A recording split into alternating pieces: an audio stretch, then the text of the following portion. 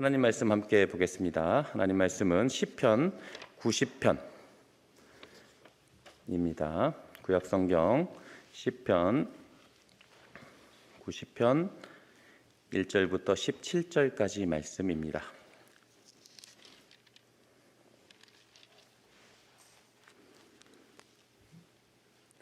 제가 하나님 말씀 봉독하도록 하겠습니다.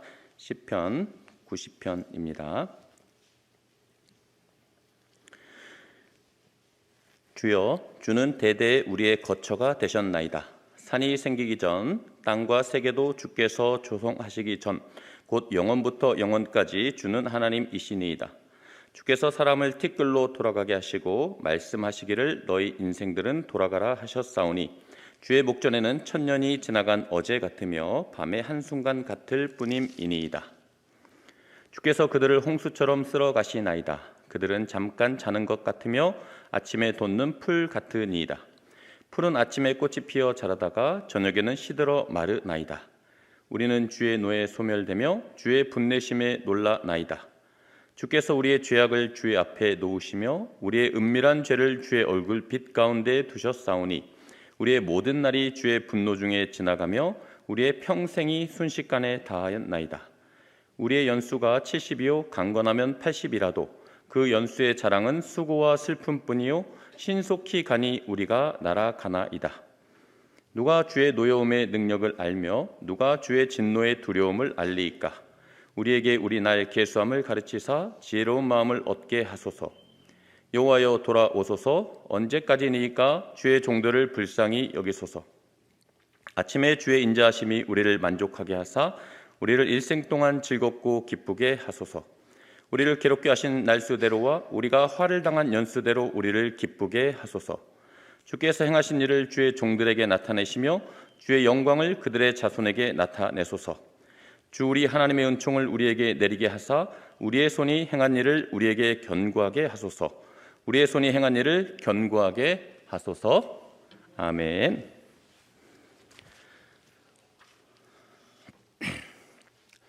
네, 3일 동안 또 수고하셨고 하나님의 또 은혜를 사모해서 나오신 여러분들 주님의 이름으로 환영하고 축복합니다. 오늘 하나님의 은혜 또 받으시고 주의 음성 듣는 그런 복된 시간 되시기 바랍니다. 시편은 총 150편인데 모두 5권으로 구성되어 있습니다. 90편에서 106편까지 제4권에 속해 있기 때문에 오늘 본문 시편 90편은 제4권의 첫 번째 시가 되겠습니다. 4권의 시편들은 대부분 순례자로서 유약하고 덧없는 인생의 모습을 다루고 그에 대한 하나님의 긍휼과 자비를 촉구하는 내용이 주류를 이루고 있습니다. 제4권을 여는 시편 90편이 이러한 제4권 시들의 전형적인 그런 예라고 할 수 있기에 본시는 연약하여 범죄할 수밖에 없는 인간의 실상을 토로하며 절대자이시며 창조자이신 여호와께서 진노를 거두시고 긍휼을 베풀어 달라는 간구를 담고 있습니다. 시편의 표제에는 일반적으로 저자, 배경, 연주 방법이나 악기 등이 제시되는데 본시의 경우에는 저자만을 밝히고 있습니다. 표제 하나님의 사람 모세의 기도를 통해서 본시가 BC 15세기경 출애굽 사건을 주도했던 모세에 의해 기록되었다는 사실을 분명하게 밝히고 있습니다. 그러므로 본시는 시편 150편의 시들 중에서 가장 오래된 시이고 모세의 유일한 시라고 할 수 있겠습니다. 시편 90편의 배경은 출애굽한 이스라엘 백성들이 1년 6개월쯤 되었을 때 가데스 바네아라고 하는 곳에서 일어난 사건을 그 배경으로 하고 있다고 추정하고 있습니다. 가나안 땅 진입을 위해서 이제 각 지파 중에 대표 한 명씩을 뽑아서 12명의 정탐꾼을 보냈는데 여호수아 갈렙을 제외한 10명의 정탐꾼들이 돌아와서 그곳에는 아낙 자손의 후손들이 있어서 거인 족속들 앞에서 우리가 꼼짝없이 무너지고 실패할 수밖에 없다고 그렇게 악평을 합니다. 그들이 보기에 우리는 메뚜기 떼와 같을 것이다 라고 그렇게 얘기를 한 것입니다. 그랬더니 그 보고를 들은 이스라엘 백성들의 모습을 한번 화면의 말씀을 통해서 한번 보도록 하겠습니다. 민수기 14장 1절에서 3절 제가 한번 읽어보겠습니다. 온 회중이 소리를 높여 부르짖으며 백성이 밤새도록 통곡하였더라.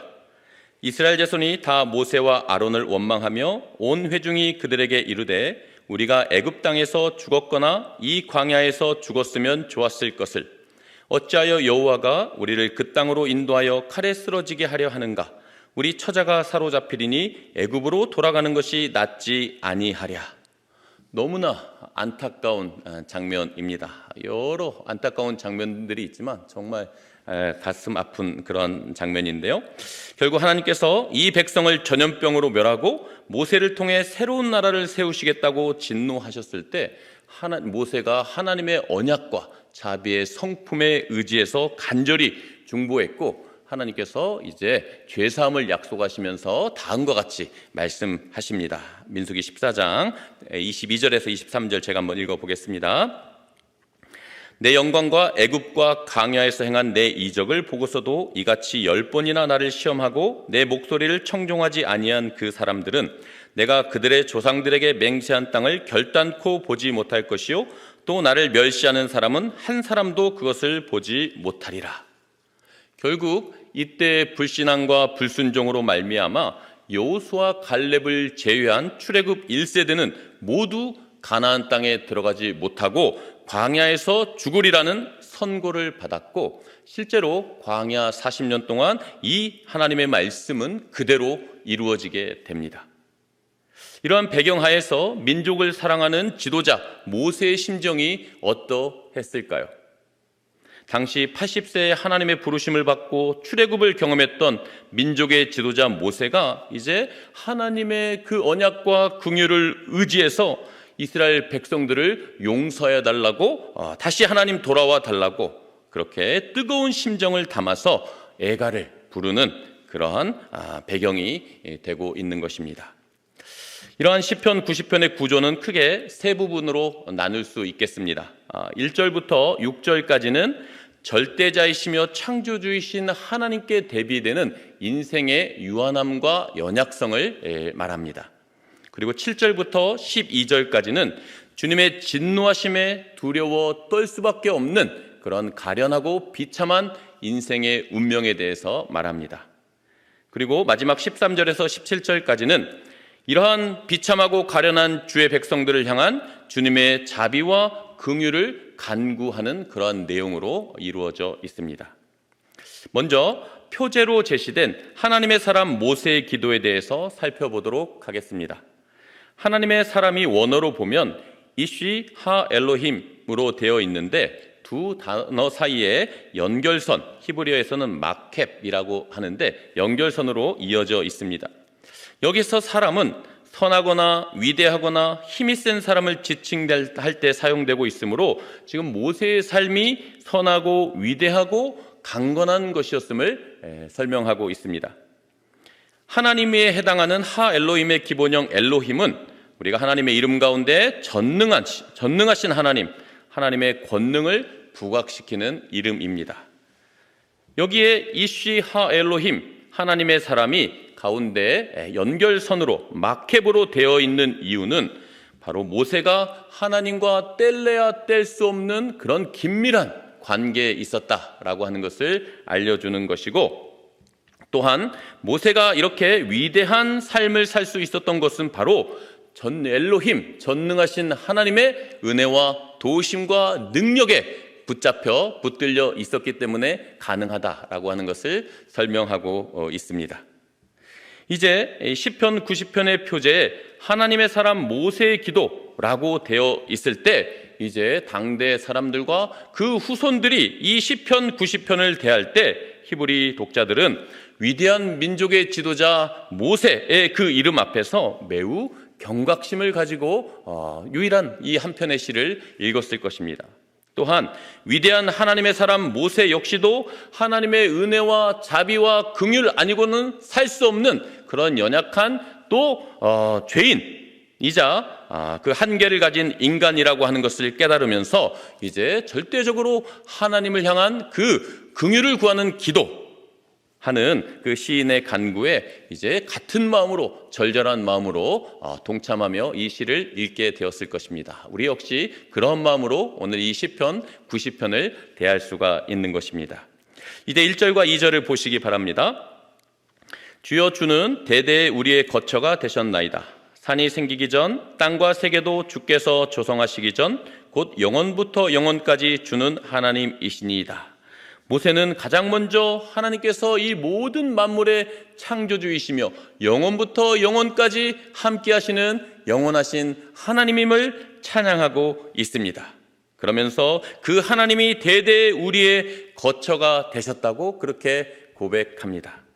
여기서 거처라는 히브리 단어 마오는 동물들이 서식처로 삼는 동굴 또는 사람의 가정, 위기를 만났을 때 피하는 피난처 등을 나타낼 때 사용하는 단어입니다.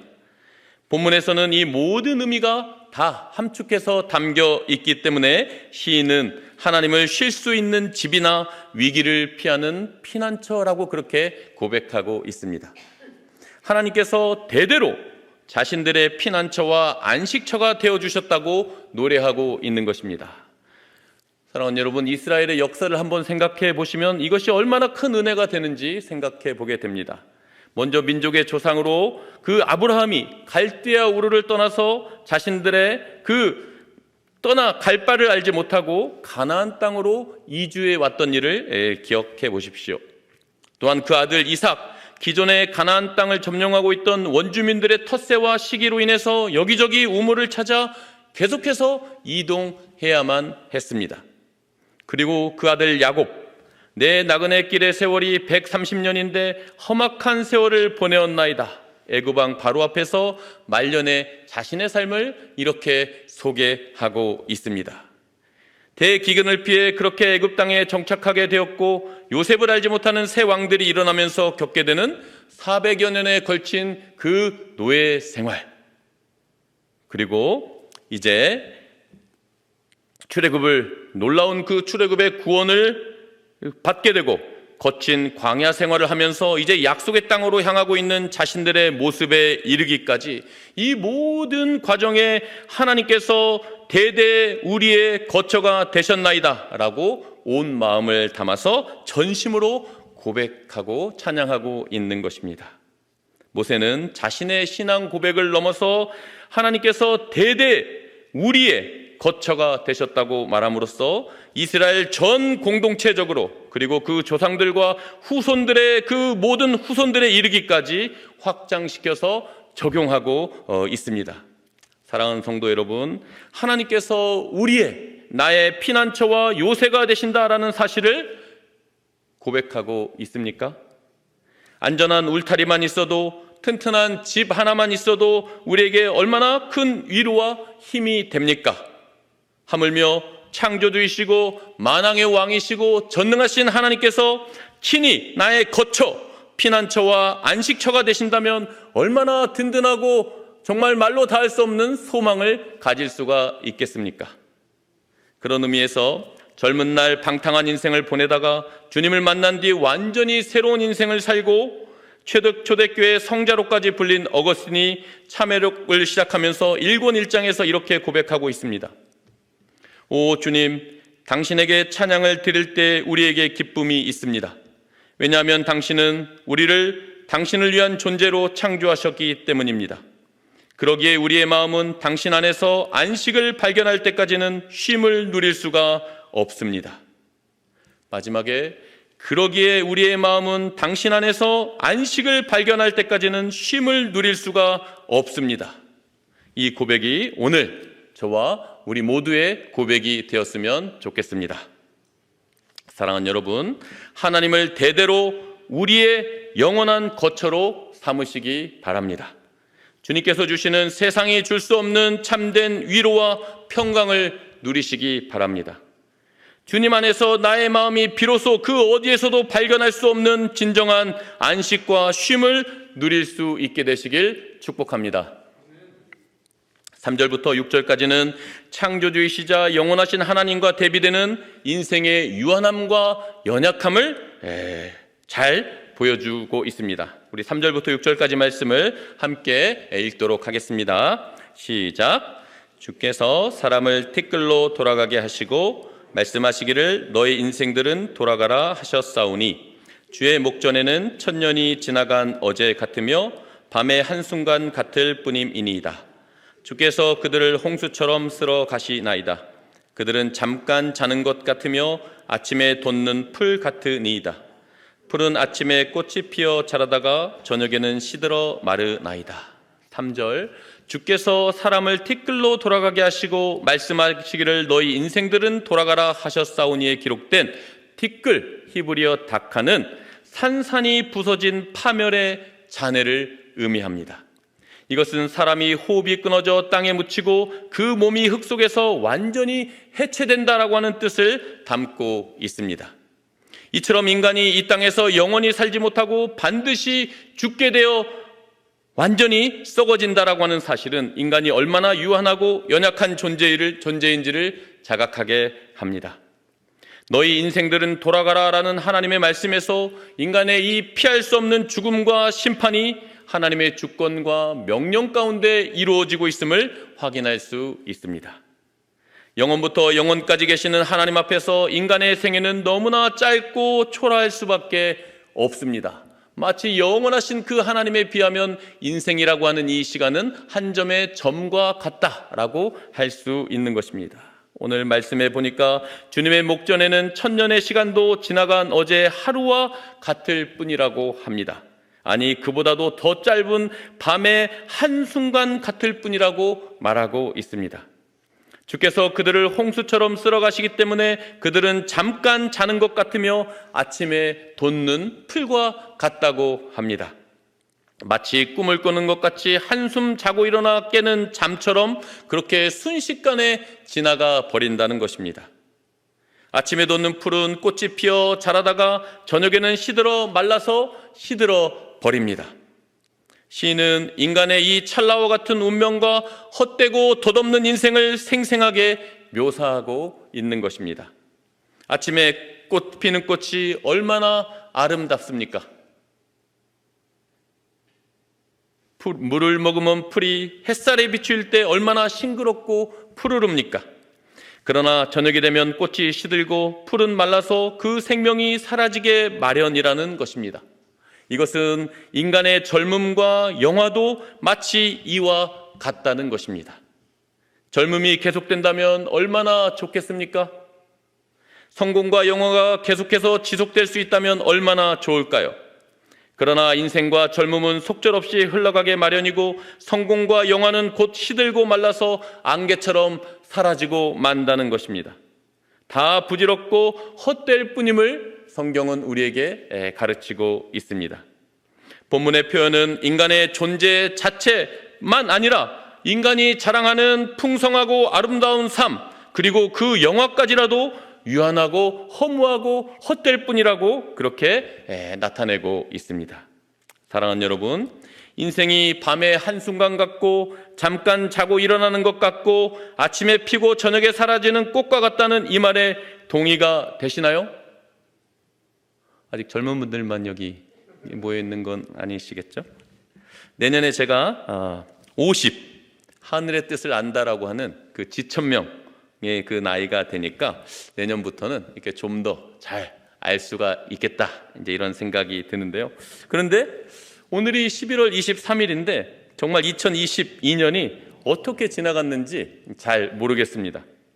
정말 빠르게 지나갔다라는 말로 다 표현이 안 되는, 잠깐 자고 일어났는데 마치 11월 23일인 것 같은 마음이 더 이렇게 느껴지는 것 같습니다. 사랑하는 여러분, 올 한 해를 한번 하나님 안에서 한번 잘 돌아보시면서 주님 안에서 잘 마무리하시고 또한 새해 좋은 계획들 많이 세우시는 그런 시간을 가지시면 좋겠습니다. 이제 시인은 한 발 더 나아가 죄로 인해 두려워 떠는 인간의 비참한 운명과 실존에 대하여 이야기합니다. 우리 7절부터 9절까지 말씀을 함께 읽겠습니다. 시작. 우리는 주의 노에 소멸되며 주의 분내심에 놀라나이다. 주께서 우리의 죄악을 주의 앞에 놓으시며 우리의 은밀한 죄를 주의 얼굴빛 가운데 두셨사오니 우리의 모든 날이 주의 분노 중에 지나가며 우리의 평생이 순식간에 다하였나이다. 인생이 단지 유한하고 연약한 것만이 아니라는 것입니다. 범죄한 인간은 하나님의 진노와 심판 가운데 두려워 떨 수밖에 없는 비참한 운명이라는 것입니다. 우리의 모든 죄악이 하나님 앞에 다 드러나게 되고 심지어 아무도 알 수 없는, 알기를 원하지 않는 은밀한 죄까지도 심판대 앞에서 적나라하게 펼쳐지게 될 것을 말씀하고 있습니다. 8절 하반절에 우리의 은밀한 죄를 주의 얼굴빛 가운데 두셨사오니 라는 말씀을 통해 하나님은 죄인이 감히 가까이 하지 못할 빛 가운데 계시며 불꽃같이 빛나는 보좌의 좌정에 계시는 거룩하신 하나님이시라고 하는 것을 우리에게 떠올리게 합니다. 히브리서 4장 13절은 이렇게 말씀하고 있습니다. 제가 한번 읽어보겠습니다.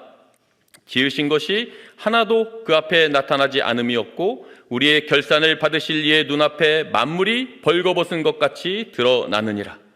사랑하는 여러분, 이 사실을 믿으십니까? 우리의 모든 죄와 허물이 주님 앞에 놓여 있습니다. 아무에게도 들키고 싶지 않고 보여주고 싶지 않은 우리의 은밀한 죄까지도 주님의 빛 가운데 불꽃 같은 눈으로 다 보고 알고 계십니다. 마지막 날 우리의 결산을 받으실 주님의 보좌 앞에서 만물이 벌거벗은 것 같이 모두 드러나게 될 것을 말씀하고 있습니다. 누가 주의 노여움의 능력을 알며 누가 주의 진노의 두려움을 다 알겠습니까? 절대 결코 우리가 다 알지 못한다는 것입니다. 모세는 애굽에 내리는 무서운 10가지 재앙을 두 눈으로 똑똑히 보았고 장자와 첫 것을 잃고 애굽에 울려 퍼진 통곡의 부르짖음을 생생하게 들었습니다. 이스라엘 백성들이 홍해바다를 마른 땅으로 건넌 뒤에 애굽의 병거와 마병들이 넘실대는 그 바다에 잠겨서 하나도 남지 않고 완전히 몰살당하는 것을 보았습니다. 이스라엘 백성들이 금송아지 우상을 만들고 이것이 우리를 애굽 땅에서 인도한 신이라며 끔찍한 우상 숭배를 했을 때 하나님께서 진노하셔서 하루에 3,000명이 칼로 죽임을 당했던 사실을 모세는 똑똑히 기억하고 있을 것입니다. 그러므로 누가 주의 노여움의 능력을 알며 누가 주의 진노의 두려움을 다 알겠습니까? 라고 지금 이렇게 말하고 있는 것입니다. 하나님은 사랑의 하나님이시지만 역시 공의의 하나님이시고 죄에 대해서는 무섭게 진노하시고 심판하시는 거룩하신 하나님이시라는 것을 우리 모두가 기억해야 할 것입니다. 모세는 한 번 더 인간의 연약하고 비참한 실존을 이렇게 드러내어 말씀합니다. 10절 말씀입니다. 우리의 연수가 70이요 강건하면 80이라도 그 연수의 자랑은 수고와 슬픔뿐이요 신속히 가니 우리가 날아가나이다. 인간 수명의 연수가 대개 70이고 강건하면 80까지 살 수 있다는 것입니다.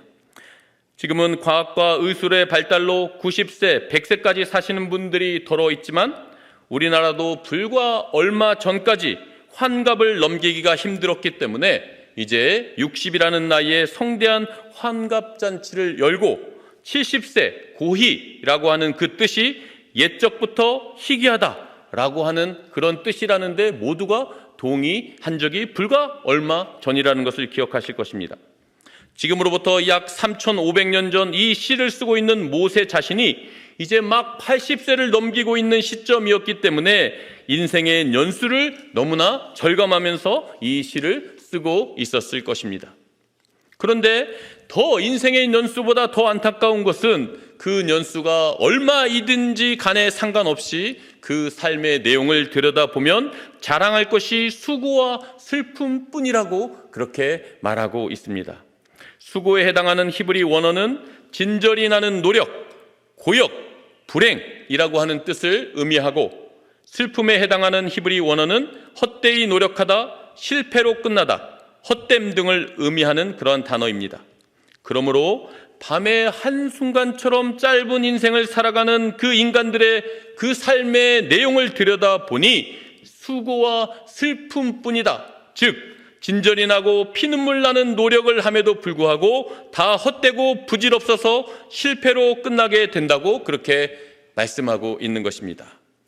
하나님 앞에서 범죄한 인간의 비참한 운명에 대해서 그 인생의 고통과 그 덧없음을 수고와 슬픔으로 강조해서 표현하고 있는 것입니다. 그 누가 하나님 앞에서 우리가 설 수 있는 자가 있겠습니까? 하나님의 그 영원하신 생명과 구원을 인간의 그 어떤 노력과 방법으로 얻을 수가 있겠습니까? 그렇다면 하나님의 이 무서운 진노와 심판 앞에서 철저하게 무력하고 두려워 떨 수밖에 없는 인간, 더욱이 그 삶의 내용도 수고와 슬픔뿐인 절망적인 인생, 과연 우리는 어떻게 살아야 하는 것일까요?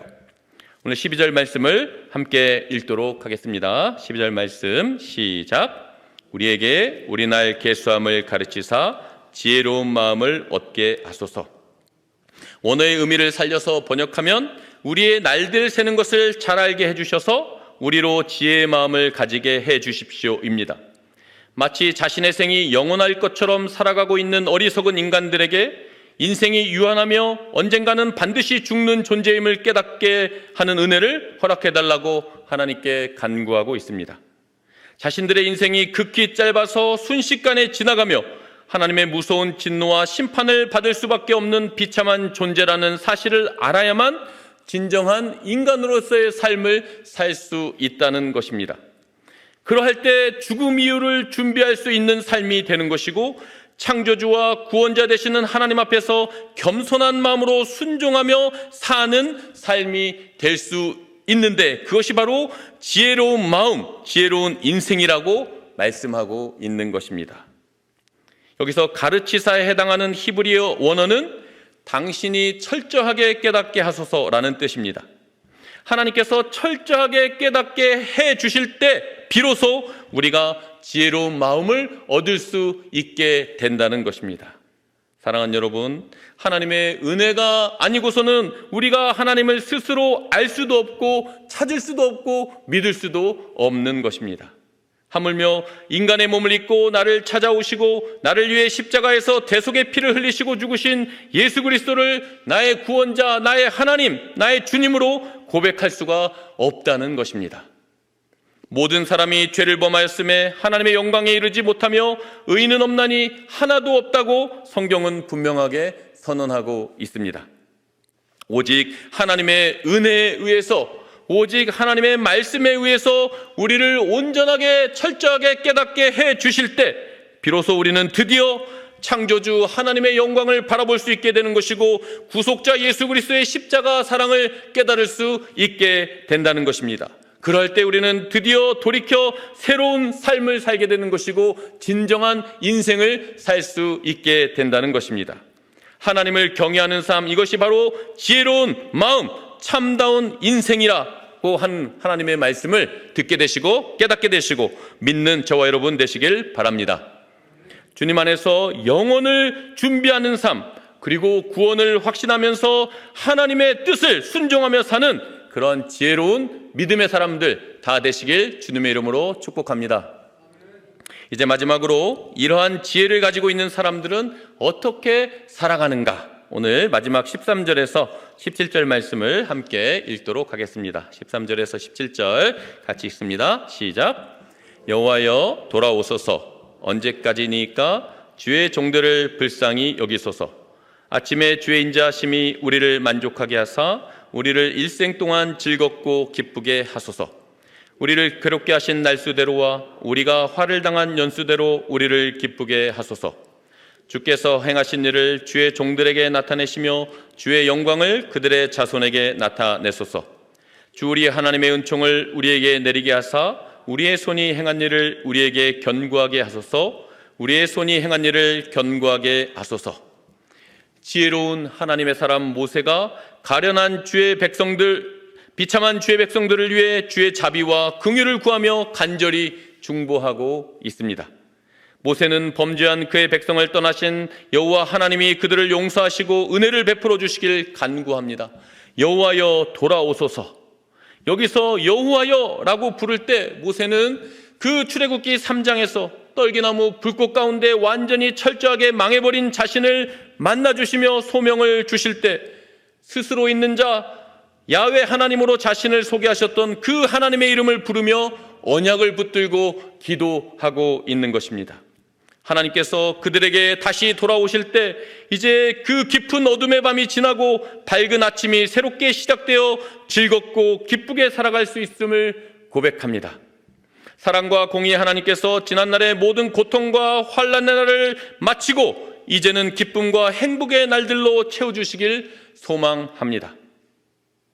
주의 종들에게 나타내신 놀라운 그 출애굽 구원의 역사를 찬양하면서 위대하신 주님의 위엄과 영광을 그들의 자손들에게도 계속해서 행하시길 고대하며 기대합니다. 그리고 마지막으로 17절에 주 우리 하나님의 은총을 우리에게 내리게 하사 우리의 손이 행한 일을 우리에게 견고하게 하소서, 우리의 손이 행한 일을 견고하게 하소서라고 마칩니다. 여기서 마지막 부분 원어의 의미를 살려서 번역하면 우리 손의 행사를 우리 위에 굳게 세우소서, 우리 손의 행사를 우리 위에 굳게 세우소서라고 두 번이나 강조하며 시를 끝내고 있습니다. 여러분, 이 시의 배경이 가데스 바네아 사건이라고 말씀드렸습니다. 지금 약속의 땅에 대한 소망이 끊어지고 있는 절체절명의 심각한 위기 상황이라는 것을 생각할 때 지금 모세는 하나님께서 본래 약속하시고 언약하셨던 가나안 땅 정복을 자신들을 통해서 반드시 이루게 해달라고 간구하고 있다고 여러분 볼 수 있겠습니다. 출애굽을 이루셨던 그 하나님께서 전적인 은혜와 능력으로 행하셨던 것처럼 이제 가나안 땅의 그 정복, 자신들의 불신앙과 불순종으로 인하여 그것이 이루어질 수 없게 된 이 상황에서 다시 한번 하나님의 그 은혜와 도우심으로 이 가나안 땅 정복을 이룰 수 있게 해달라고 그렇게 간절히 하나님 앞에 간구하면서 이 시를 마치고 있는 것입니다. 사랑하는 여러분, 이제 말씀을 맺고 정리하겠습니다. 오늘 우리에게도 여러 가지 시험과 위기가 놓여 있다고 생각됩니다. 국가적으로, 교회적으로, 가정과 개인적으로 모두가 정말 어렵고 힘들 때입니다. 우리에게 주신 은혜를 잊어버리고 나에게 허락하신 사명을 놓쳐버릴 수 있는 그러한 시간들을 우리가 보내고 있는 것입니다. 오늘 그러한 한 해를 마무리하는 이 시점에서 내가 정말 하나님의 은혜 안에 거하고 있는지, 하나님의 그 약속의 말씀과 나에게 허락하신 사명을 붙들고 나아가고 있는지 오늘 한번 돌아보아야 하겠습니다. 오늘 우리가 진정한 인생으로 살 수 있는 그 해답과 비결이 오늘 말씀에 잘 제시되어 있습니다. 첫째는 창조주이시고 영원하신 하나님 앞에서 인간의 유한함과 연약함을 인정해야 한다고 말씀합니다. 둘째는 거룩하신 주님의 진노와 심판 가운데 인생의 비참한 운명과 실존을 깨달아야 한다고 말씀합니다. 오직 하나님의 은혜와 말씀을 통해서만 지혜로운 마음을 얻게 되어 진정한 그런 인생을 살 수 있게 된다고 오늘 우리에게 말씀하고 있는 것입니다.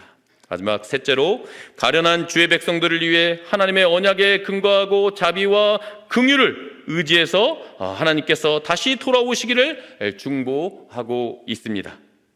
하나님의 사람 모세와 같이 주의 은혜와 구원과 사명을 온전히 이해하는 그런 저와 여러분이 되었으면 좋겠습니다.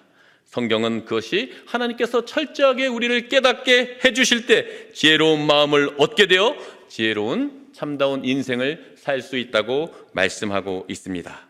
이 모든 것이 엘로힘, 전능하신 하나님과 긴밀히 연결될 때, 그리고 그 하나님의 손에 붙들릴 때 우리가 모세와 같이 그렇게 아름답고 위대한 그런 진정한 삶을 살 수 있다고 오늘 우리에게 가르쳐 주고 있습니다. 저와 우리 화성교회 성도님들이 오늘 이 말씀을 통해서 다시 한번 주님의 은혜, 주님의 말씀에, 주님의 능력에 붙들려서 진정한 인생, 지혜로운 믿음의 인생을 다 살게 되시는 저와 우리 모든 성도님들 되시길 주님의 이름으로 축원합니다.